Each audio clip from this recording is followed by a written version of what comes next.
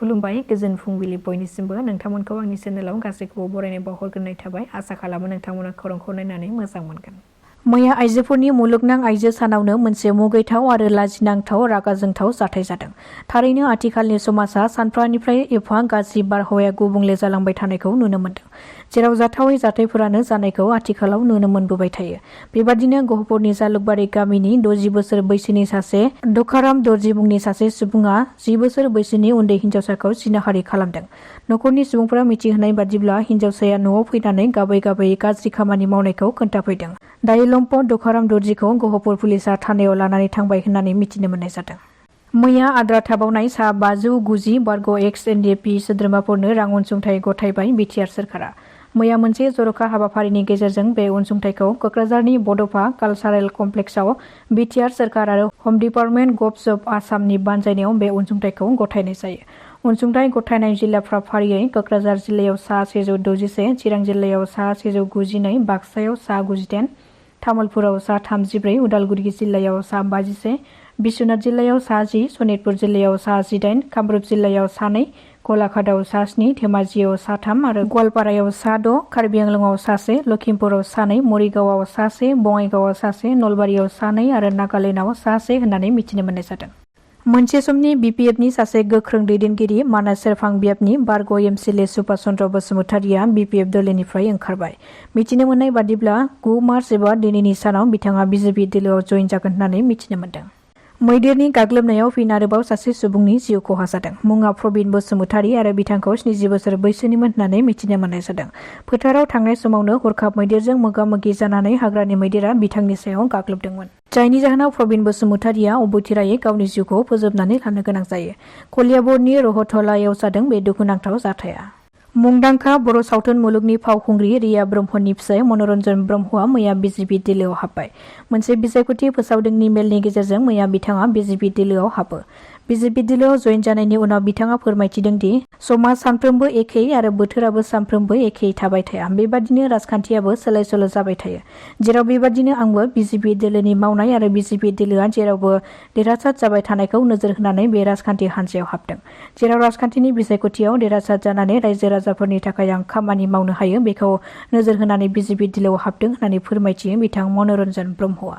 8 March एबा मैया मुलुगनां आइजो सानखौ सानसेनि हाबाफारिजों इउपिपिएल दोलोनि आइजो लाइमोन गांखंनि बानजायनायाव गाजा गोमजायै फालिदों। गसाइगाव महकुमानि सिङाव थानाय गान्धीनगर फोथाराव गाजा गोमजायै फालिनायखौ नुनो मोन्दों।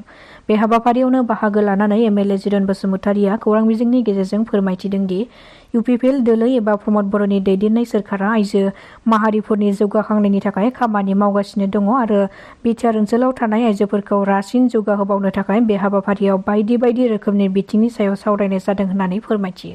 मैयानि बे हाबाफारियाव फुंबिलियाव फिरफिला बिरहोनाय, गोजोननि थाखाय फारौ बेलुन बिरहोनाय आरो हानजा सुनाय हाबाफारिया जानानै थाङो। मैयानि बे मुलुगनां आइजो सान फालिनायाव एमएलए जिरन बसुमतारि, मावफुं सोद्रोमा उकिल मोसाहारि, मिरु इउपिपिएल दोलोनि गाहाय नेहाथारि राजु नार्जारि आरो लाइमोन गांखंनि आफादगिरि प्रतिभा ब्रह्म आरो बिना गयारि बिथांमोना बाहागो लानायखौ नुनो मोन्दों। सोनाब बेंगलनि बागड'रा एयारपर्टआव बिरखं जाहाजआ क्रेश जादों। इन्डियानि अख्रां सान्थ्रि आइएइ हान्जानि AN-32 रोगाग्रा फ्लाइटआ सोनाब बेंगलनि बागड'रायाव क्रेश जादों। अख्रां सान्थ्रिनि मावख'गिरिफ्रा मिथिहोनाय बादिब्ला AN-32 फ्लाइटनि गासैबो मावथि सोद्रोमाफ्रा मोजाङैनो दङ। इन्डियान एयारफर्सनि फ्लाइटआ क्रास जानाया बेयो नैथि खेब जाबायमोन। मावख'आरिफोरा फोरमायथिनाय बादिब्ला जायगानिफ्राय बायखोन्दा थुख्राफोरखौ बोखारनाय खामानिया जागायदोंमोन आरो बे क्रेश जानायखौ नायबिजिरनाया दायो सोलिगासिनो दङ।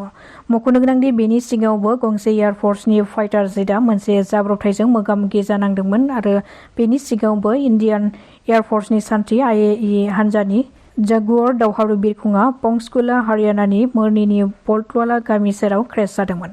मिथिनो मोनबावनाय बादिब्ला फ्लाइटआ ट्रेनिंनि थाखाय आम्बाला एयारफ्रासनिफ्राय बिरदोंमोन आरो गोजोनथाव बाथ्रा दि जागुआरनि पाइलटआ पेराशुटनि मददजों गावनि जिउखौ रैखा खालामनो हायो।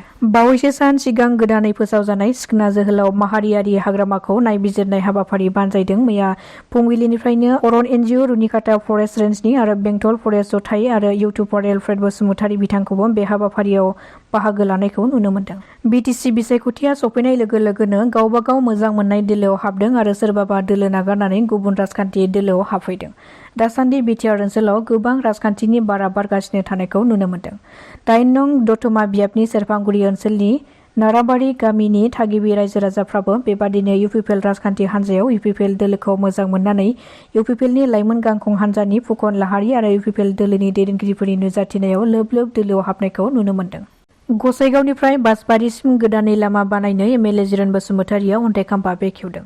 मैया सेनाव गसाइगाव बियाबनि सिङाव थानाय गसाइगावनिफ्राय जागायनानै बासबारिसिम 4.50 किल'मिटार जानथाइनि आसाम सोरखारनि मुख्यमन्त्रि उन्नत पकिपथ निरामन आसनिनिफ्राय मोनफुंनो हानाय ब्लेकटकखौ गोदानै बानायनो थांखिजों एमएलए जिरन बसुमतारिया अन्थाइ खाम्फा बेखेवनानै होनायखौ नुनो मोन्दों। दासिमनि रादाबा एसेनोसै।